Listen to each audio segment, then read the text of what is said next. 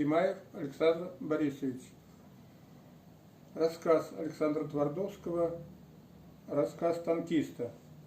Был трудный бой, все нынче как спросонку, и только не могу себе простить.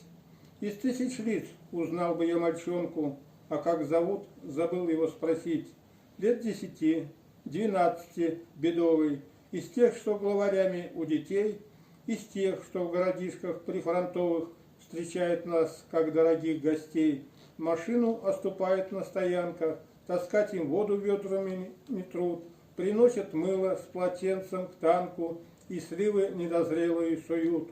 Шел бой за улицу, огонь врага был страшен, мы прорывались к площади вперед, а он гвоздит, не выглянуть из башен, и черт его поймет, откуда бьет.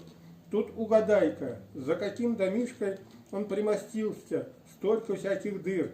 И вдруг к машине подбежал парнишка: товарищ командир, я знаю, где их пушка, я разведал, я подползал, они вон там, в саду, да где же где, а дайте я поеду на танке с вами, прямо приведу.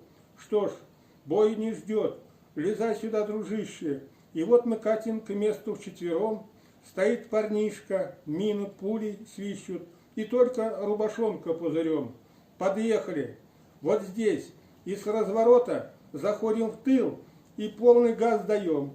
И эту пушку заодно с расчетом мы мяли в рыхлый жирный чернозем. Я вытер пот, душила гарь и копоть. От дома к дому шел большой пожар. И помню, я сказал: спасибо, хлопец, и руку как товарищу пожал. Был трудный бой, все нынче как спросонку, и только не могу себе простить. Из 1000 лиц узнал бы я мальчонку, но как зовут, забыл его спросить.